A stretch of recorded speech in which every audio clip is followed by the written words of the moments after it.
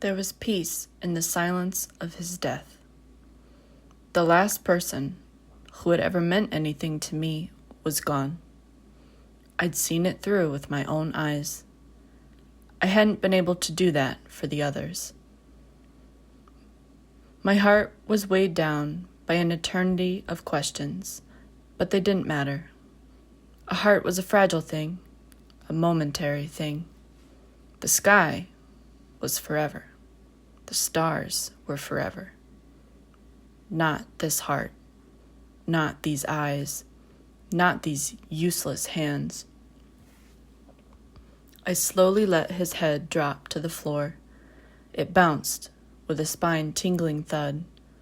Holding out one palm, my sword vibrated where it stuck out of the wall.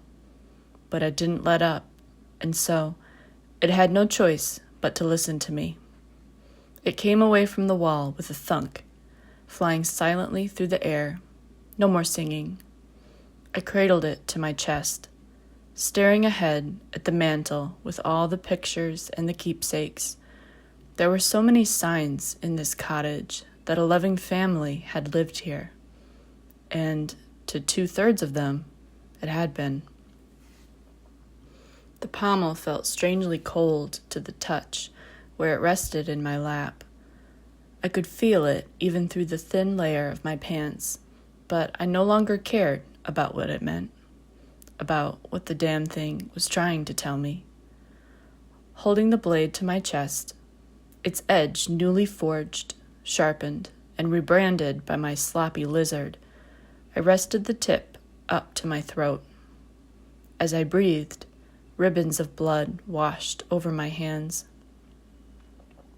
The sword keened, that ugly sound similar to the one it had used in the scrub before, hollow, low, yet tinny, whiny, almost like the overgrown kid. But that lion did not step foot into this compound, so he wouldn't interrupt me this time. I was done, finished. I'd gotten my revenge, or whatever this had been. Now, all I wanted was release. Even if it was just oblivion, I didn't care. At least in oblivion, I would never know how much I missed him, how I would only ever miss him from here on out. The very idea of living on like that was maddening, so I couldn't imagine attempting it. Besides, what was the point? Without Rory, what was the point of anything? The blade protested as I shoved it at my throat. It vibrated in my hand, and I wondered how I'd ended up with a sword crystal that had a personality problem. Nobody else's swords were so disobedient. Was I such a useless fool that even my own sword had turned on me? No. It wasn't the lion, but the mouse, who wrapped themselves around me. I sighed in disgust. What would it take to get some peace and quiet around here? What would it take for me to just do what I wanted instead of having to wade through obstacle after obstacle?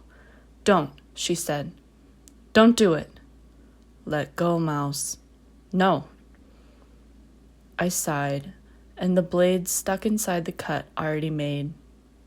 Lyra freaked, shoving it out of my hands. She didn't know what she was doing, though, so now she was bleeding too. Spatter sprayed in the air as my sword clattered to the floor. Trails of red spiraled down her already bloody arms, mixing the dry with fresh paint.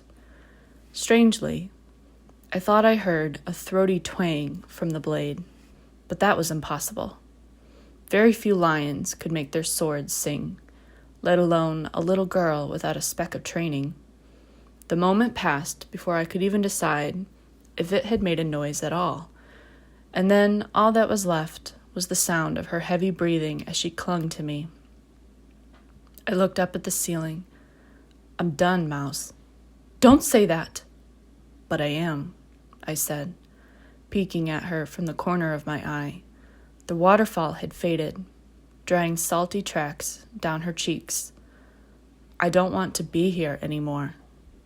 She bit her lip, glaring at me, opening her mouth, pausing, then closing it. What about us? She tried, but I rolled my eyes. Still, she carried on, voice squeaking until it cracked. What about Amber? What will happen to us now that everyone's gone? Clicking my tongue, I answered. I'm sure the king will figure it out. She's his heir and everything. What's taking in one more brat? He can do whatever he wants. But, I scoffed as she floundered. See? I wasn't needed here anymore. Even if I was, it wouldn't be worth it. But Amber needs you? A funny expression pulled across my face, but I couldn't say what it was, just that it felt unfamiliar. Me, the guy who killed her dad, sure, she needs me.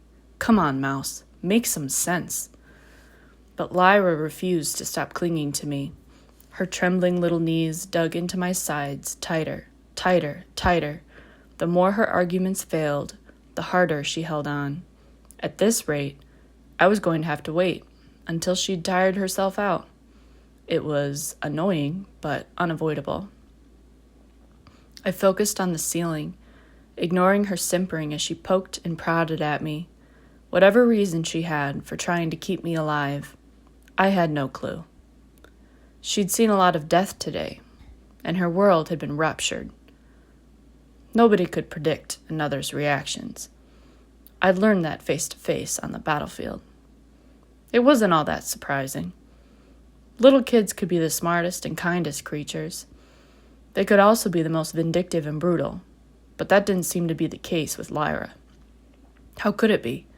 She'd been raised with hands filled with love, unlike kids similar to me, who were only able to say they were alive by digging in their feet and bloodying their teeth. But because of all she'd been through today, she would tire out soon. Once that happened, I could take the girls to the capital, the deer hospital, probably. Nobody would notice a lone lion stealing into the night, back to that spot, back to the freshly dug mounds and the little shrub grave over by itself. That spot called to me. I was the magnet chasing my core all across the kingdom. Moving away from that spot brought struggle, pain. Everything in me wanted to give in. Every chipped fingernail, each weathered toe. Even my organs were bathed in it. My stomach tugged me incessantly in that direction. My home was there. That was the only thing left, the last bit of solace I could ask from this world. To lay beside him in the sand, shut my eyes, and be done with it. Our parents are dead, Sir Al. Lyra had gathered up her thoughts to try again. I half smiled at her persistence. She may be a mouse, but she was a mighty one. You're the only one left. My smile vanished. Yeah, kid. She met my gaze. You came back instead of my parents. One of my brows furrowed, while the other one tried to move, but couldn't, because that was where the overgrown kid had swiped me. I couldn't really feel that part of my face anymore. Your duty to the lions, she said slowly. What do you have to say for yourself? After a pause, she needled in closer. You didn't bring our parents back to us. You killed Amber's dad. Don't you think you need to make up for that? This is your argument? I asked. When Amber wakes up, I'm sure she'll be thrilled that the man who killed her father is offering to take her under his wing. Besides, I'm no parent. What do I know about kids? Nice try, Mouse. Lyra stamped her foot. You heard him. He was talking about the other regiment commanders like they were his competition. Bora, Junti, those are both nobles. One's in charge of the wolves and the other's in charge of the hawks. With Amber named the successor to the throne, aren't we going to be in a lot of danger? Who will protect us from them? I don't even know how I'd get permission to keep you with me. I'll probably be executed on sight. If the commander of the Lions was a traitor who wanted the throne, then who's to say that the rest of us aren't the same? If you don't keep us, Lyra said, voice breaking, then we'll be separated.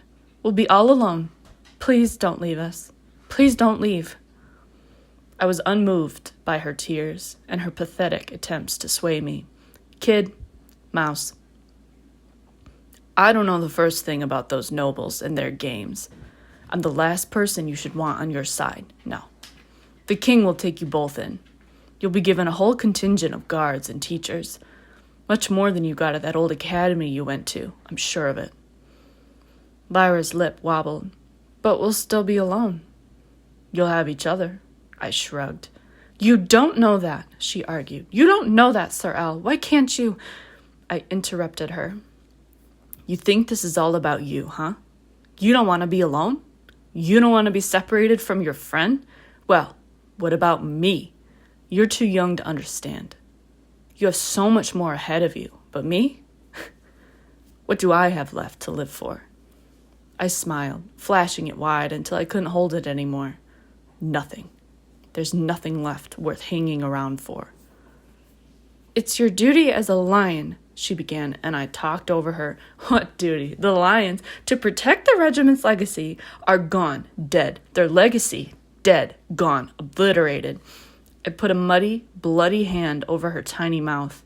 Giving her a half-hearted glare, I said, Our legacy was never real. None of it was ever real. You're smart, so I'm sure you figured that out just by listening. But there's more that you don't know. The commander, he used us. He used us, then let us die. We were never his family, his pride. None of it was real. Lyra fought the hand over my mouth. Just because one lion wasn't good. What one lion? I scoffed. He was the commander. The entire regiment was created by him. Each one of us, crafted by his hands. We were only what he made us. Toy soldiers and sacrificial pawns. Who can say where my self-destruct button is? I can't function without my master. None of the other toys made it out alive. I'm nothing more than what he made of me. I see that now. I was never built to stand on my own. Silence ended the argument. At least, I thought so. Until Lyra piped up yet again. Never to be outdone, this mouse. Is the commander the only one who made you who you are?